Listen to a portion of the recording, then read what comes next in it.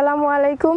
খামারি এবং কৃষক ভাই বোনদের প্রতি শুভেচ্ছা রেখে শুরু করতে যাচ্ছি আপনাদের প্রিয় অনুষ্ঠান মৃত্তিকা কৃষিচিত্র। আর পুরো অনুষ্ঠান জুড়েই আমি আপনাদের সাথে কামরুন নাহার পুতুল। দর্শক, আজকে আমরা এসেছি পাবনা জেলার একটি প্রত্যন্ত গ্রাম অঞ্চলে, যেখানে একজন খামারি যিনি খামার করার পাশাপাশি পশু চিকিৎসাও দিয়ে থাকেন।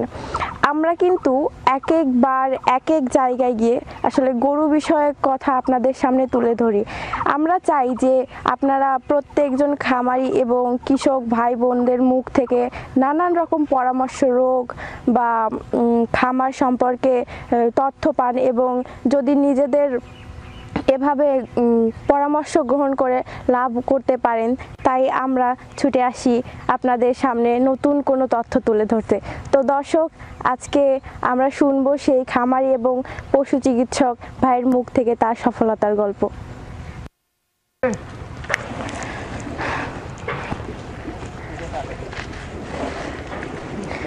আসসালামু আলাইকুম ভাই। ওয়ালাইকুম আসসালাম। কেমন আছেন আপনি? ভালো আছি ভাই, আপনার নামটা কি? মোহাম্মদ জাকির হোসেন। মোহাম্মদ জাকির হোসেন। জাকির ভাই, গরুকে কি খাওয়াচ্ছেন? জি। কি খাওয়াচ্ছেন এখন? খোল আছে, ভুসি আছে আর ভুট্টা আছে। খোল, ভুসি, ভুট্টা। এটা মানে সকালে এ পর্যন্ত কি এর আগে দিয়েছেন এই খাবারটা? না, এই খাবারটা শুধু আমরা এই খেসারির সময় আমরা শুধু দুপুরে দেই, মানে 12টার দিকে। মানে কাঁচা ঘাসের পাশাপাশি এক বেলা দেন? কাঁচা ঘাসের সময় একবারই শুধু দেই। কাঁচা ঘাস ছাড়া যখন কাঁচা ঘাস থাকে না তখন কত বেলা দেন? তখন আমরা দুবার দেই, সকালবেলা একবার দেই আর বিকেলে একবার। দুইবার খোল ভুসি খাওয়াই আমরা। হ্যাঁ, আসলে জাকির ভাই, আমরা শুনেছি যে আপনি খামারের পাশাপাশি গরু পালনের পাশাপাশি চিকিৎসাও দিয়ে থাকেন। তো চিকিৎসার এই প্রশিক্ষণটা কোথা থেকে নিয়েছিলেন? আমি পাবনা যুব উন্নয়ন কেন্দ্র থেকে এই প্রশিক্ষণটা নিয়েছি। পাবনা যুব উন্নয়ন থেকে নিয়েছেন? কত বছর আগে নিয়েছিলেন? আমি নিয়েছি আজ আপনার কমপক্ষে 8 বছর হলো।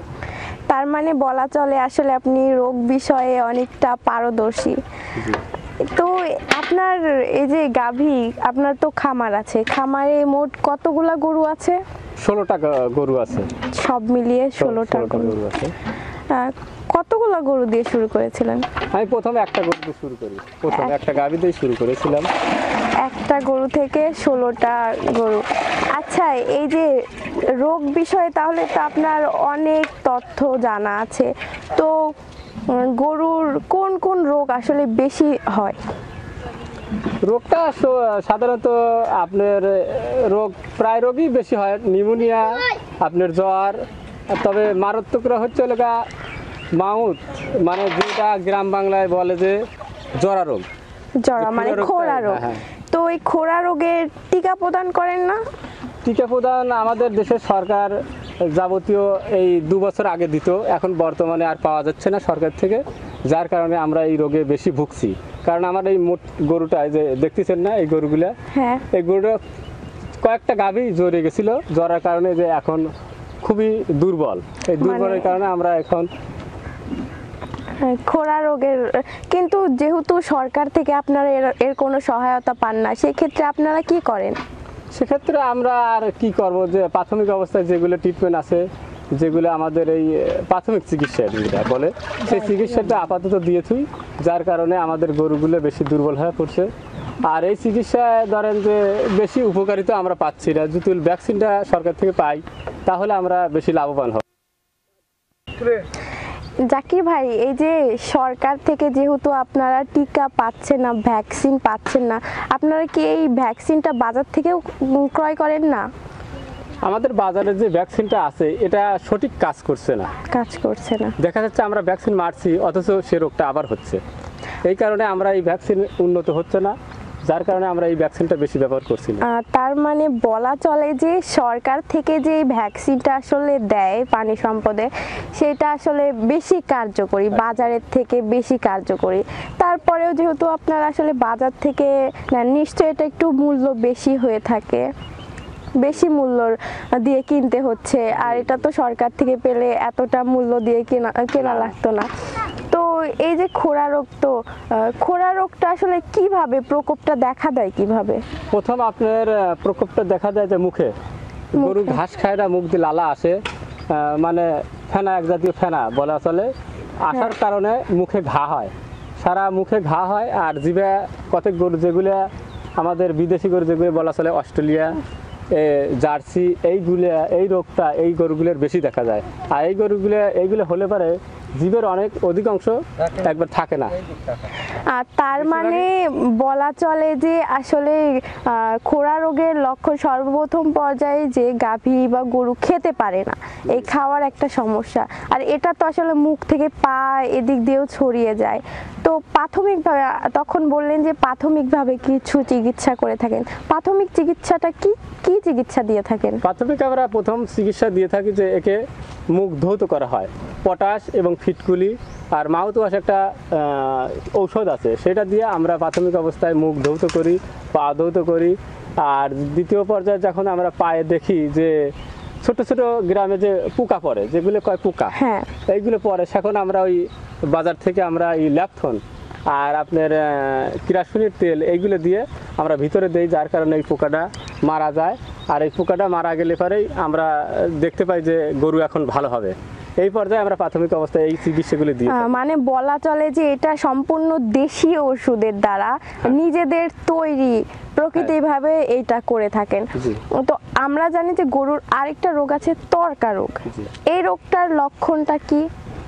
ত্বরকা রোগ এই লক্ষণটা আপনার দেখা যায় যে গায়ে 106 ডিগ্রি তাপমাত্রা প্রথমে আসে, দেখা দিলে পরে সেখন এই রোগটাকে আমরা তাপমাত্রা নির্ণয় করে গরুকে অনেক অংশ টিপে দেখতে হয়। দেখার কারণে যখন আমরা এই রোগটা কোনো জায়গায় পচ করে বা শব্দ হয়, সেখন আমরা এই রোগটাকে বলি ত্বরকা রোগ।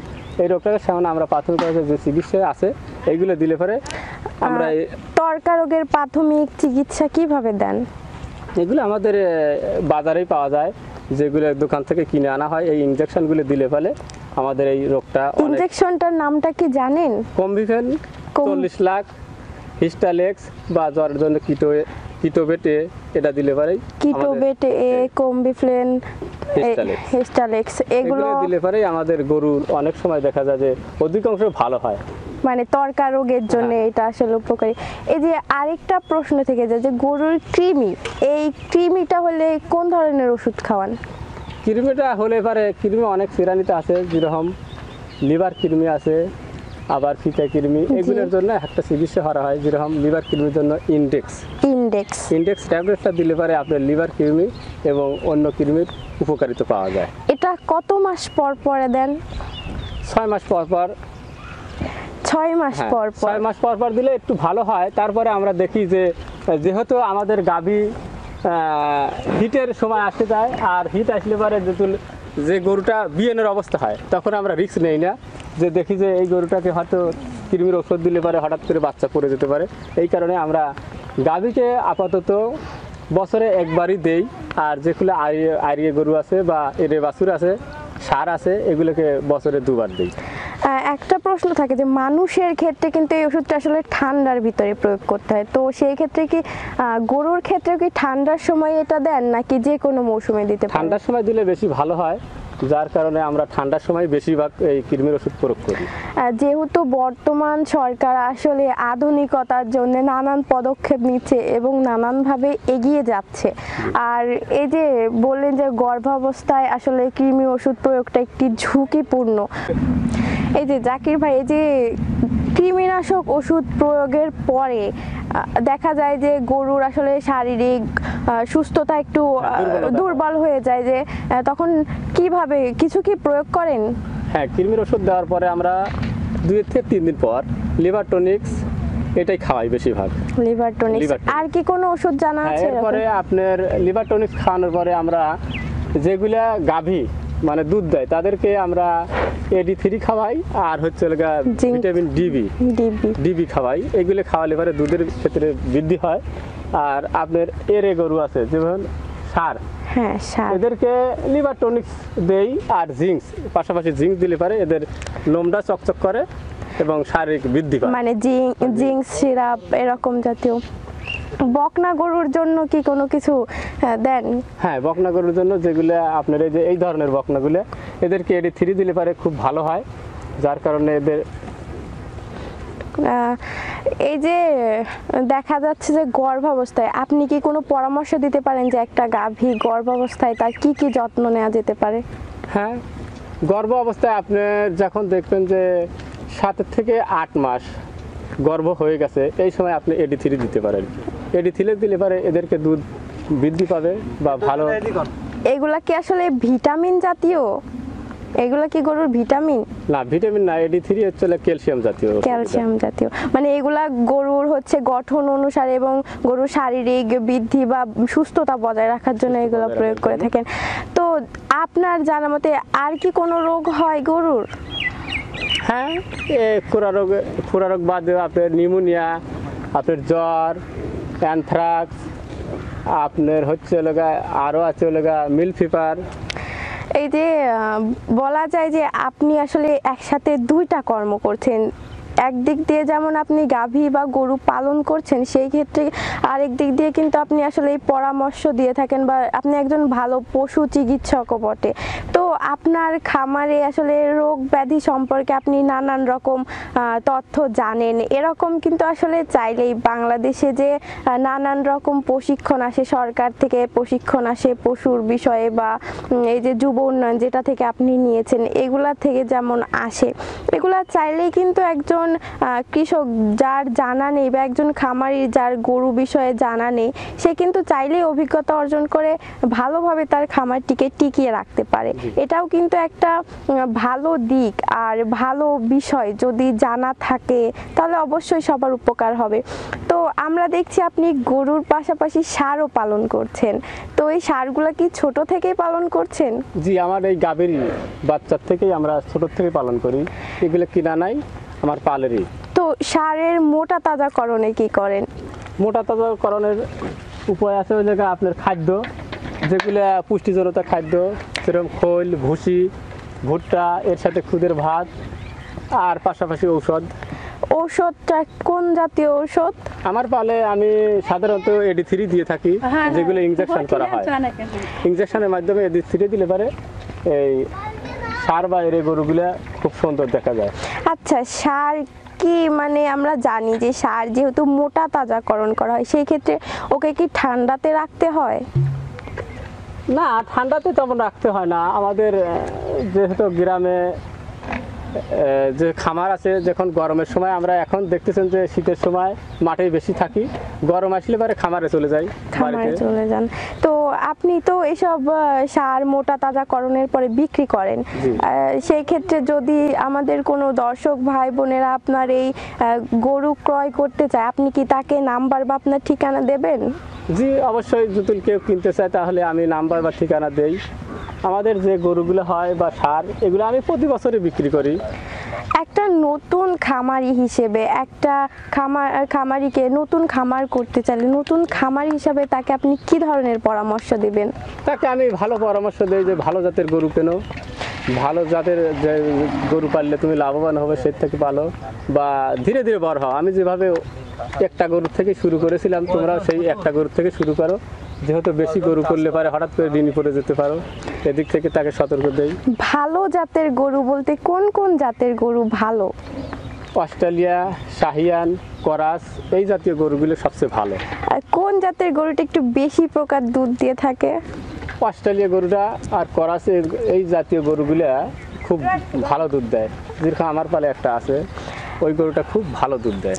আমরা জানি যে দেশি গরুর কিন্তু রোগ প্রতিরোধ ক্ষমতা একটু বেশি, তো সেই উন্নত জাতের গাভী কি আছে, গরু কি আছে যে দেশি গরুর পরে তার রোগ প্রতিরোধ ক্ষমতা একটু বেশি? এরকম কি কোনো গাভীর জাত আপনার জানা আছে? রোগ প্রতিক্রিয়া বেশি হতে পারে সেরকম জাতীয় গরু, ওই যে আমার একটা আছে, ওইগুলা ওই জার্সি গরুগুলার বেশি রোগ হয়, যার কারণে যদি দেখতেছেন যে কারোর যদি না হয় আর আগে হয়ে যায়। আচ্ছা, আমার একটা প্রশ্ন জানার ছিল যে আপনি যেহেতু প্রশিক্ষণ নিয়েছেন, আর পাবনা জেলায় আপনার মতে কোন জাতীয় গাভী পালনে বেশি লাভবান হওয়া যায়? অস্ট্রেলিয়া গরুগুলো বেশি লাভবান হওয়া যায়। এটা কি মানে অঞ্চল ভেদে তাপমাত্রা সহনশীল? হ্যাঁ, এগুলো আমাদের দেশে তাপমাত্রার সাথে সেট খাচ্ছে। আর বেশি দেখা যায় যে বিদেশি গরুগুলা, অনেকই গরুগুলা আমাদের এই তাপে সেট খায় না, যার কারণে যে কোনো সময় আসলে এই শ্বাসনালী মানে শ্বাসকষ্টের রোগ ভুগছে। যে কোনো সময় ওই তাপে না সেট খেলে মানে অসুস্থ হয়ে শ্বাসনালীর কষ্ট পড়ছে। হয়, মানে সবসময় হাইতে পারে। হ্যাঁ, আর এই যে এতগুলা গরু গাভী পালতেছেন মানে পালন করতেছেন, তো আপনি কি একাই করেন নাকি লোক রাখেন? আমার যেগুলো আছে আমরা নিজেরাই করি, নিজের বাড়িতে যে মানে আপনি ভাবি এরা মিলে করেন? আমার পরিবারের সবাই দেখাশোনা করে গরু। আমি বাইরে যে যখন যাই তখন এই বাড়ির পরিবারের সবাই দেখাশোনা করে। এইভাবে আমি গরু পালন করি। বলা যেতে পারে মোটামুটি আপনার খামারটি সুস্থ। তো এই যে গরু পালন করছেন, এতে কি লাভের মুখ দেখেছেন এখনো? হ্যাঁ, আমি অনেকই লাভের মুখে দেখেছি, যেহেতু এই গরুর থেকেই আমার উন্নত। তবে এই গরুতে যাবতীয় এই 2 বছর একটু লস আসছে, কারণ আমাদের গরুতে দুধের দাম কম আসছে। দুধের দামের কমের কারণ থেকে আমার গরুতে একটু লস আসছে, মানে লসের মুখোমুখি পড়েছেন। যেহেতু আমাদের এই ঘাসের দাম বেশি। এক বিঘে ঘাস কিনতে গেলে 12,000 টাকা, আর খোল ভুসি কিনতে গেলে আপনার খোলের দাম বেশি ছিল, যার কারণে দুধের দাম কম। আমার খোলের দাম যদি 50 টাকা করে কেনা লাগে বাজারে, দুধ বিক্রি করছি 30 টাকা 28 টাকা। এতে আমাদের গরুতে অনেকই লস আসছে। তবে লসে গেলেও আমরা কৃষক, এই ক্ষেত্রে আমরা গরু পালন করছি। এই যে জাকির ভাই, এই যে আপনি তো বললেন কোন কোন জাতীয় গরু কিনে খামার প্রতিস্থাপন করা যায়, তো খামার করার ক্ষেত্রে কোন জায়গাটা বেছে নেওয়া আপনি উপকারী মনে করেন? আমাদের দেশ তো নিচু এলাকা, যে কারণে বন্যার পানি আসে। এই কারণে আমাদের দেশে একটু উঁচু এলাকা হলে ভালো হয়। আর খামারি করার পাশাপাশি যেহেতু নদীরও প্রয়োজন আছে, পানির প্রয়োজন আছে, যেহেতু ঘাস আমরা জন্মাচ্ছি, ঘাসে পানি দেওয়ার প্রয়োজন আছে। আর নদী এলাকায় হলে সবচেয়ে খামারি ভালো হয়।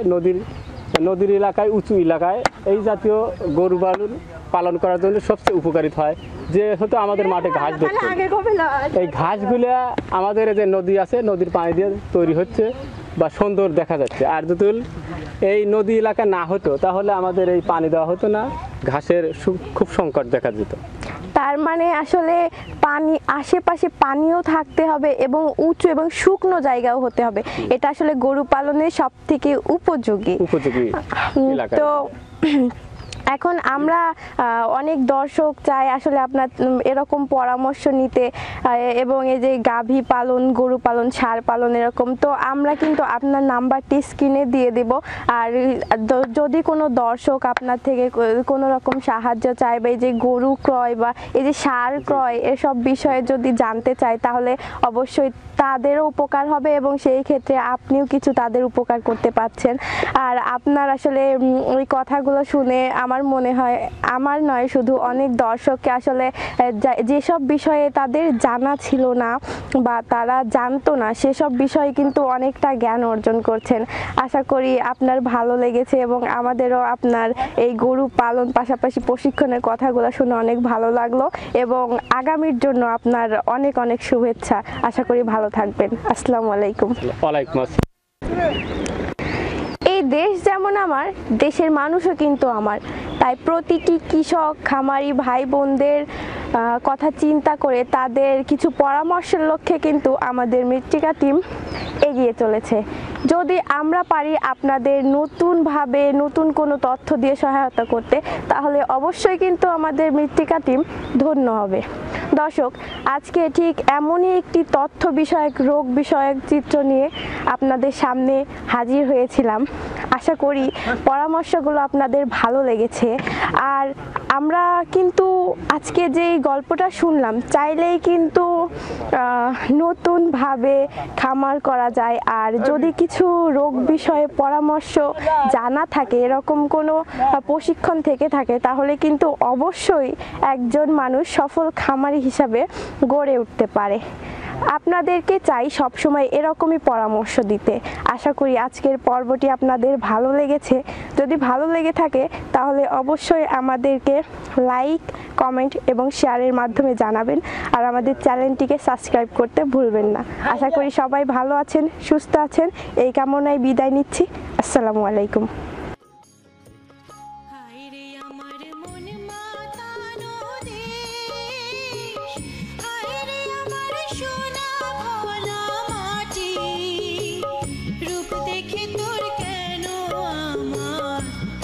ভরে না।